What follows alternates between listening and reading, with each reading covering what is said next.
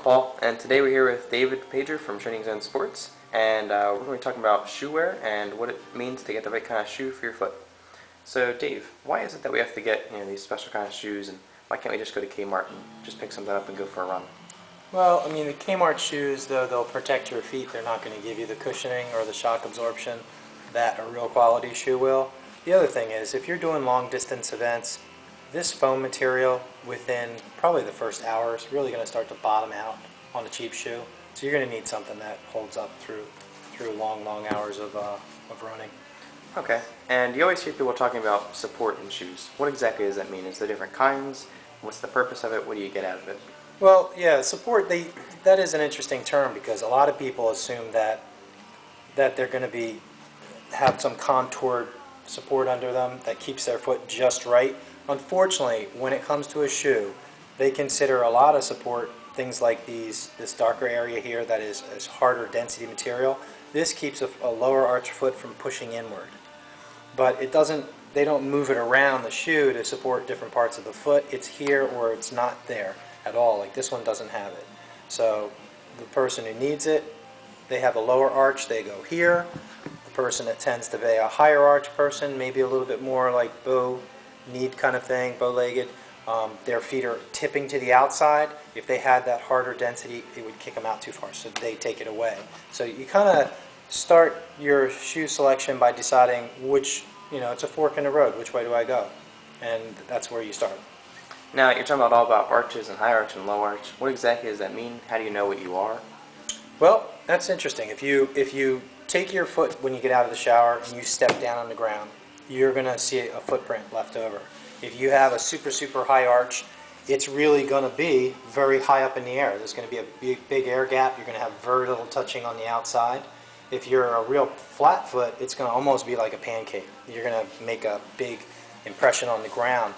Usually the flat foot is the person that's going to put a lot of pressure here. And the reason you have to match the shoe is put a flat foot into a shoe that does not have support, and the whole shoe, when they step down, is going to tip over each time. And it might just be a little bit, but every time they tip over, that means the whole leg, with the knee joint, the lower shin area, the thigh, everything all the way up through the hip, that's all going to be getting too much pressure going in the wrong direction. And that's why people get like knee pain usually and stuff like that. So having the right type of shoe can definitely prevent a lot of the injuries that runners commonly run into. Yes. It's not the end all. Some people buy a shoe and figure, well, this is going to cure all my woes, and then they do too much, or they go out there and they slam into the ground. So you have to match the shoe, and then there's the right amount. Like on your website, you probably have the show a schedule that when you start out, it's nice and easy, and then right before your event, like months down the road, you have built up to be able to handle that. So with any injury, it's just nice and steady, but you have to start with the right shoe. So that's the important part. Okay. Now, aside from support, there's lots of other features we talk about in shoes, like cushioning and the type of materials. Can you tell us anything about the importance of the differences between that in different shoes? Well, what ends up happening, material-wise, each shoe is designed, like if this is for the lower foot type, they know it's going to come down, the person's going to hit, and that they're going to rotate inward. So they are going to move the cushioning systems and put them in places where they need it. They're going to put a shock pad where this foot type needs it. If this person was the type of person that ran more up front on their foot, you would notice they'd probably have a softer front end on it. This one probably has a little bit more structure in the middle. So they use a lot of components. And basically I would look at it from this part of the shoe down, the part you step on, is kind of what we've been talking about. That determines what kind of stability and all.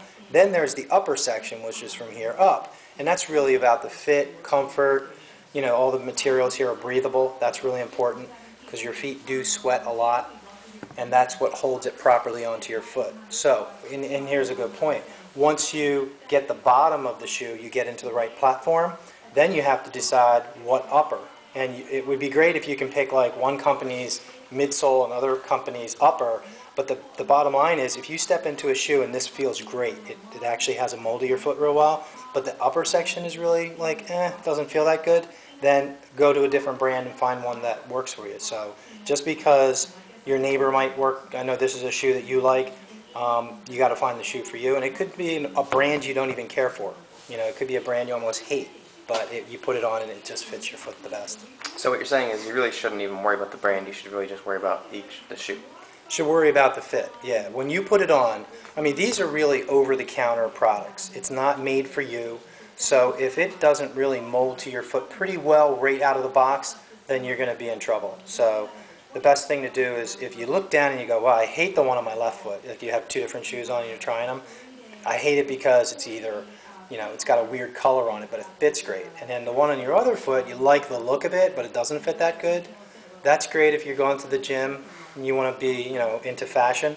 But for running and ultra running, if you don't get a really good fit, then you're going to be in big, big trouble. Now that brings, going back to different things with the foot. Now we talked about high arches and low arches, but I've also heard about, you know, long arches and short arches, and then, you know, inserts to kind of compensate for that. Is there any input you can kind of give us on that? Yeah, some people have a really tough time. Here, this shoe, we're talking a size 10.